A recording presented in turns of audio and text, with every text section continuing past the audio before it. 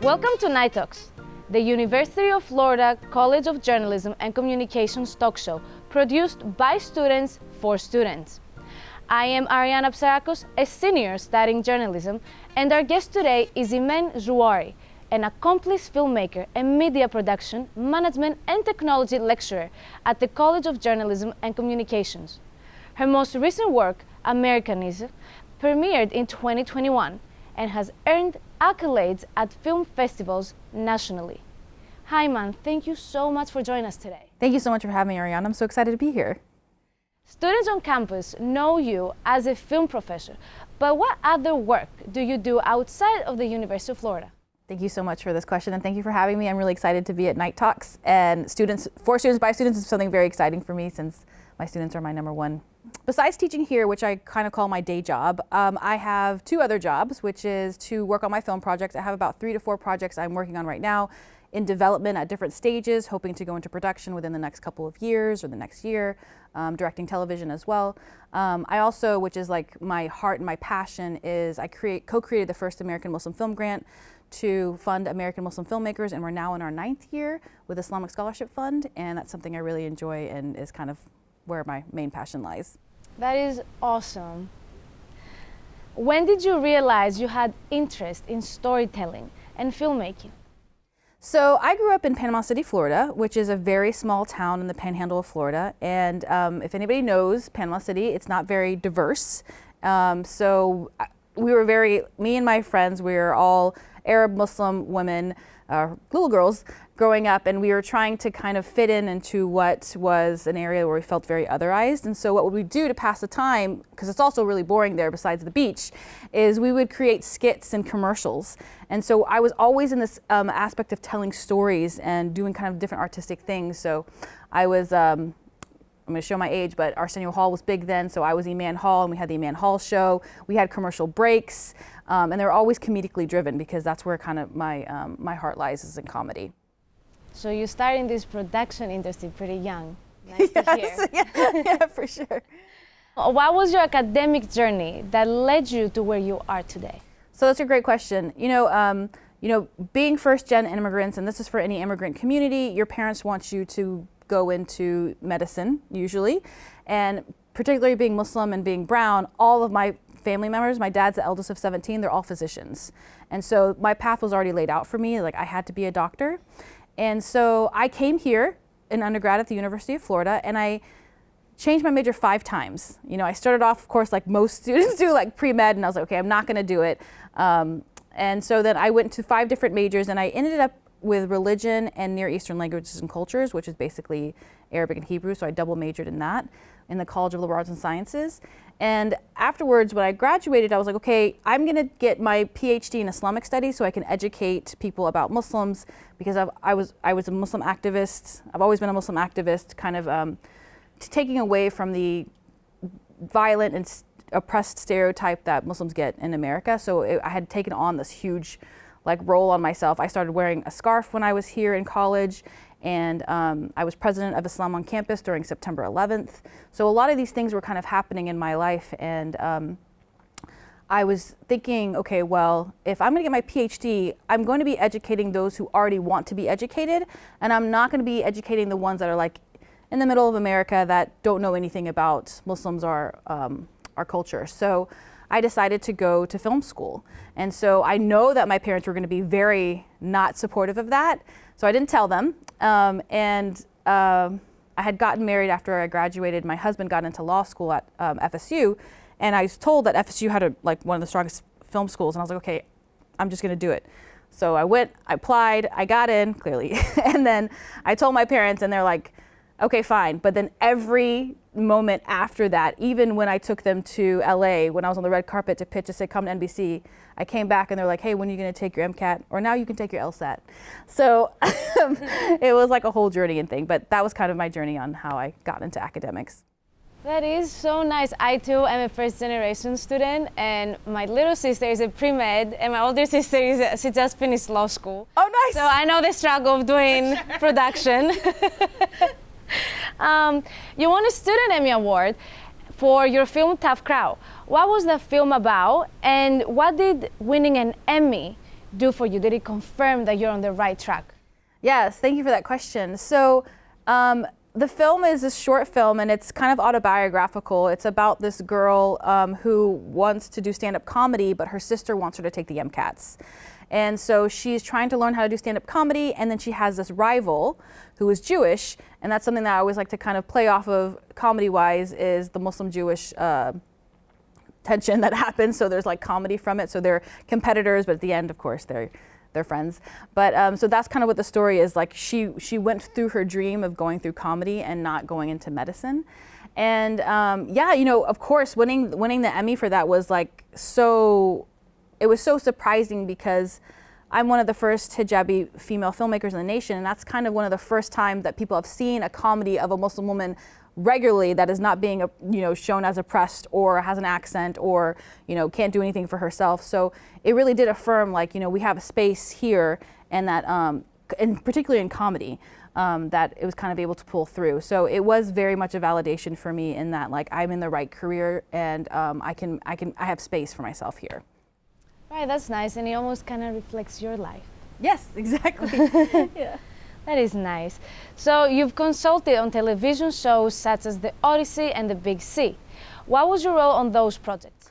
Yeah, you know what's really awesome about consulting on, and the one I've been doing a lot is NCIS as well now, is my colleagues from film school, they are in these positions to where they're writing these television shows, and they're writing Muslim characters. And the biggest problem about writing Muslim characters and not being a part of the culture itself, when you write about something else, it's always wrong. And I'm going to say it's always wrong, because they're like, what I'm saying, always like verifying a stereotype. So they would have for each one of these shows, there was a Muslim character. One was an imam, one was a Muslim woman, and one was someone else. And they would call me and ask me, is this correct, the way that I'm portraying it? I'm going to have the character doing this. Would they be doing this? Is this honest to you and to who your culture is, and to what the religion practices? So that was kind of my role into making sure that portrayals of Muslims were correct on screen.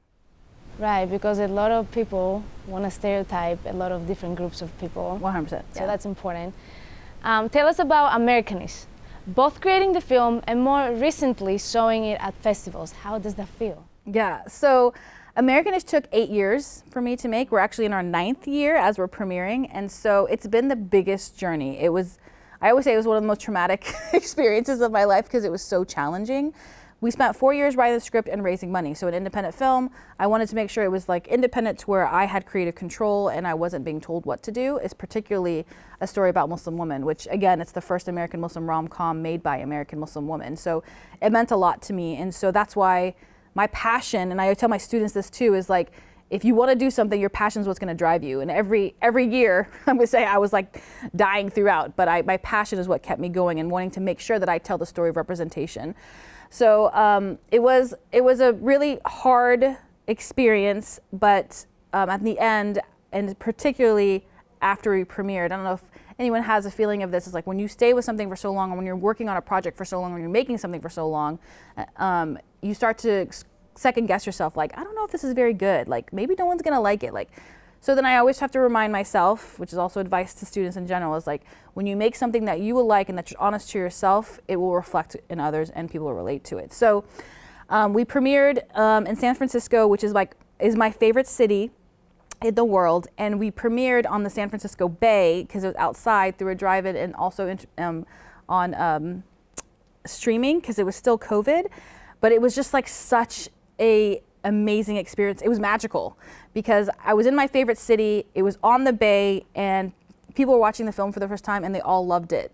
And we won the audience award at that festival. So our premiere festival went through. And so it again verified, like, we did this, people want to see it. And what's also super awesome about Americanish is like, it tells the story of three Muslim women, but so many ethnic groups relate to the film.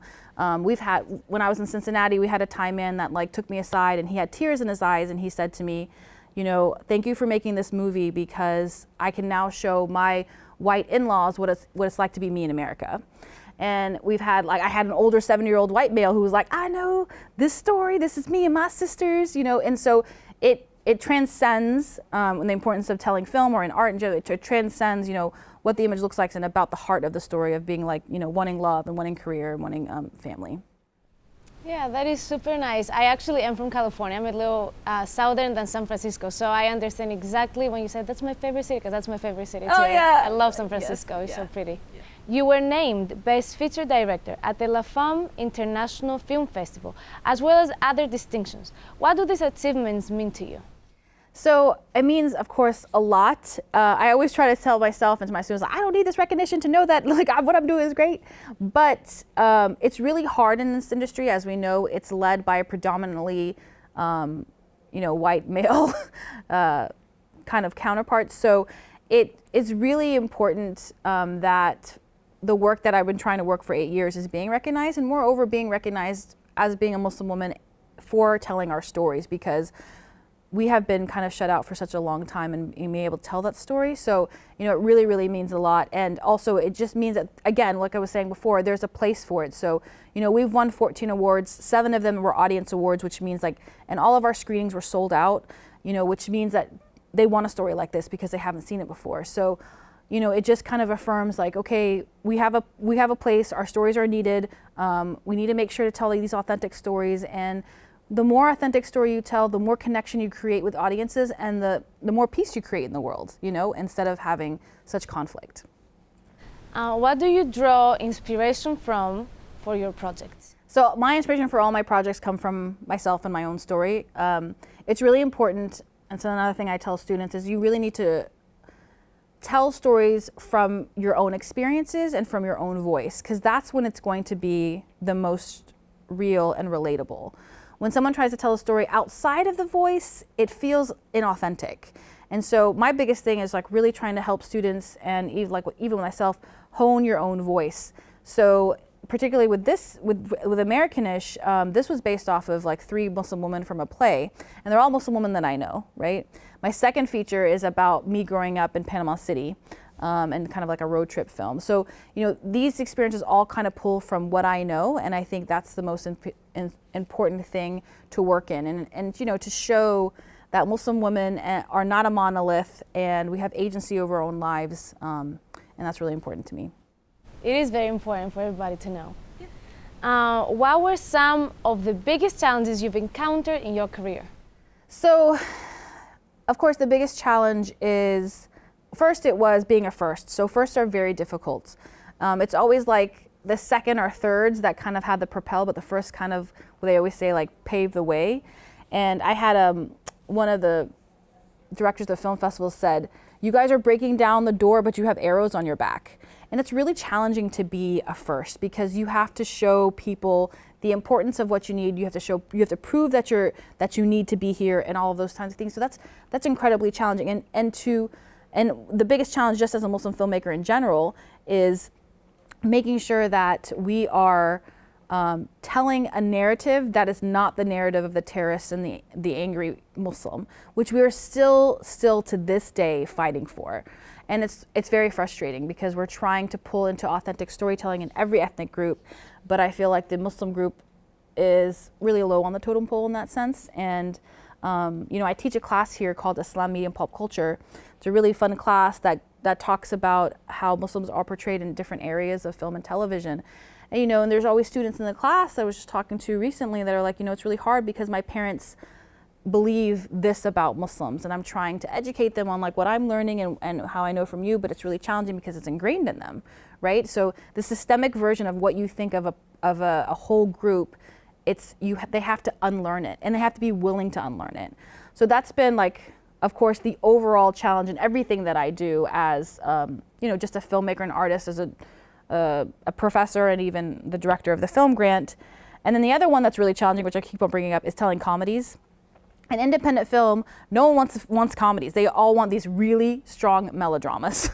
So I'm coming in with these like they're broadish, you know, especially my shorts. They're like a little bit broader comedy, and it's like they don't like know what to do with it. And particularly with Americanish, it being a first of its kind in general, the rom-coms. But what's Americanish? It's like this. It's kind of this like light rom-com, but we're dealing with a lot of serious issues: racism, within without culture, women in the workplace, what it's like to be a Muslim in a kind of Trump type of America.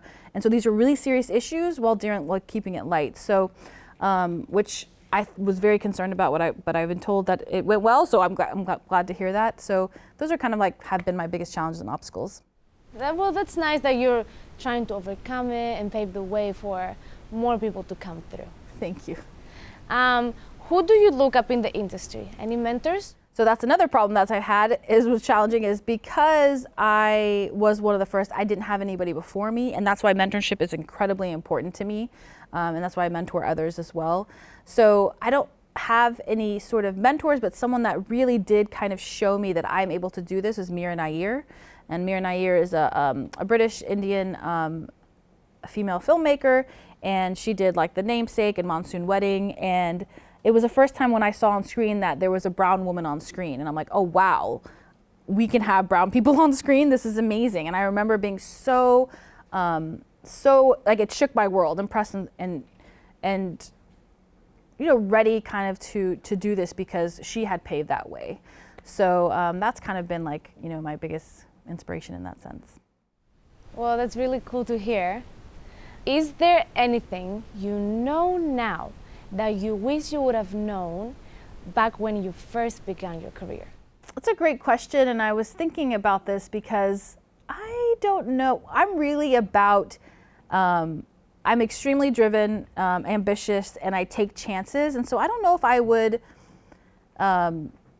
would change anything because it's got me to where I am now. I think about where I was when I was younger and how like passionate and like super driven and so like high energy that I was. And I think the one thing I always tell myself is like, man, just calm down. It's not that serious.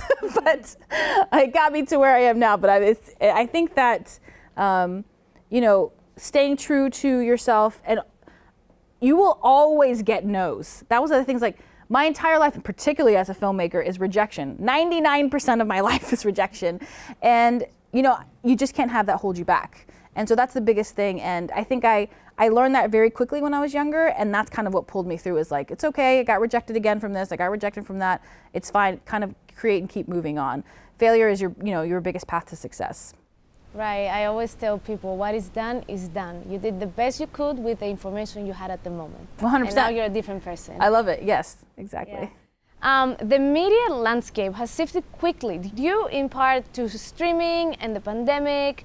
How do you see the industry changing in the next 5 to 10 years? Yeah, you know, this is something I actually have a real large difficulty with because I am such a film purist, you know, like not being able to go to theaters and not having my film portrayed, like shown in theaters. Like I don't want anybody to watch the movie unless it's the theater, you know, it's hard for me. So the industry changing to where it's theater and streaming because of the situation we have with COVID, I think is like really taking away from the art of storytelling and filmmaking. And I know a lot of people in the film community believe the same thing. So I'm just waiting for us to go back to theatrical. However, in terms of streaming, what's really helped marginalized communities is they have so much more platforms to tell stories. And so that's been really amazing. And I really love and see that. And I think that and moreover, and everybody that's helped me to my career to this point has been a woman of color, is that having more people of color in positions of power to give artists the ability to tell their story. So I think we're going to see more and more of that. The downside of having so many things in streaming is that it's just like content overload, and so your stuff gets lost in the mix. And you know, when we're talking about distributing Americanish, I'm like being very adamant about it being in theaters, even if I have to do it myself. And so like we're hoping, like pushing out for a theatrical release in the summer, and then we can go to streaming. But then I have the same question too, is like, okay, yeah, it's great to get on Netflix, but it's kind of like, where are you gonna find it in the mix of thousands of like titles as well? So I think the industry is gonna continue in its journey. Like there's probably gonna be more types of Netflixes. There's gonna be more opportunities for people to create film. But I really, really hope that studios are not the only ones that are dominating the theatrical space, and that we make sure that we have, you know, really larger and more authentic stories. But what I am seeing is, because of the push for diversity and inclusion in the industry, is that we are seeing ourselves portrayed on screen. I was just watching the new Pixar movie, Turning Red, something like Turning Red.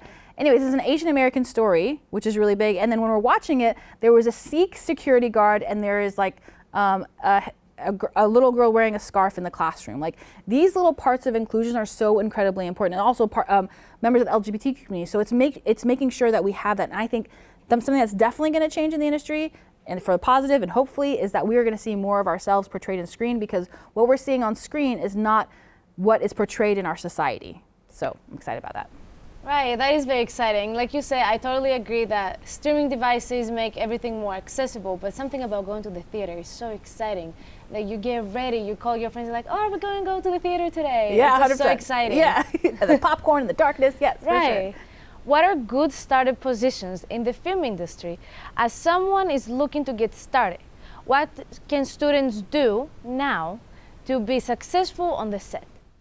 Yeah, so to be successful on the set, and what I really teach in my classes, is professionalism and hardworking like mentality. So if you are professional and you are like go-getter, to where you're standing there but you're always being super helpful and you're thinking outside of the box, you will get hired so quickly and easily. It's sad to say, and not in a negative way, but hardworking and professionalism actually outbeats talent in the industry. Like, people will pick you up so quickly, and that's why these kind of silly movies get made, is because these people are hustlers. And so being hardworking, being really easygoing, you know, what I really love, like when I'm working with my students, or someone that's PA, or like students that I take with me to my film sets, or that I work with later, is that I know that when I ask them something, they'll always find a way to do it, or they'll be positive about it, instead of being like, I can't really do that, or I'm not, you know, I don't have time for that, or I have to do this. So like being available, being a hard worker, and being extremely professional are the biggest things. And then of course, collaboration. You know, working with others is the most important thing that you have to have on a set. And so those three things are the biggest thing for being successful in the industry. The other thing is, in terms of getting positions, you know, it's the same thing. You have to get a production assistant position. And what I always say, though, and I think it's incredibly important, I learned this when I was in film school, is you need to find what you want to do. So if you want to be a cinematographer, a producer, or a director, or a writer, you need to make sure when you graduate college, you go into those areas, because that's how you build up. You don't usually go from like an editing position to a producing position. That's kind of rare. So find what it is that you really want to do, and then find a PA position in that area. And you know, I know a lot at UF, they put a lot on internships, and sometimes internships don't really come through. And I always tell students, find a movie that you love, find the production company that made that movie, and reach out to them in LinkedIn, and you can get a PA job or internship job much easier that way, instead of kind of waiting for an internship for, like, you know, Turner or NBC or something like that. Yeah, I totally agree with that. I want to be a reporter. So I found the company I want to work for, and I've applied for every single position they have, even for an award show coordinator. Yes, Soraya, yes. That's so exciting. You're doing it right. With the success of Americanist, what goals are you now striving for? So, you know, the biggest goal is, of course, to distribute the film, so that, you know, our communities can see ourselves on screen. Very important. And then my next project, right? So every filmmaker is trying to do their next thing. So I want to make sure that I fund my next project and make it. And so I have, you know, 2 features I'm working on right now that I'm really excited about. And, you know, overall, like, eventually directing a mainstream studio film. So those are my kind of bigger goals. Those are great goals. Do you have any advice for students looking to break into film? Or perhaps the best piece of advice you've received? Okay, so the best piece of advice I think I've received that I would put on to others, and which I think is like the theme of life that everybody's talking about right now, is your body has rights over you, and to make sure that you take care and slow down when you need to. Because I've been working 15 years to get to this point, but I have so many projects, so many speaking engagements, so many advising, so many consulting, mentoring students, and it's like, wow, like how much can one person really take? So you need to kind of, time management is incredibly important, and to take time for yourself. Be kind to yourself is a really big thing as well. The biggest advice that I have, and that's incredibly important to the students, and that I say this before and all the time, is know your voice. It's incredibly important, and do not be shy about your voice, because I want to hear your story. You have a story to tell. I could never tell that. It's very unique to who you are. And so do not shy away from what you want to tell in terms of your story. And so that's the biggest advice that I would give to students. That is actually the best advice you could have given us, because I always tell people I used to be shy until I was 13, and then I found my voice, and I have not shut up ever since. Yes, I talk ever since. Thank you, man, for coming here, giving us such great advice, and giving us your life journey in a sense, and giving us your inspirations of what you want to do in the future. And thank you, our viewers, for joining us. Until next time, good night.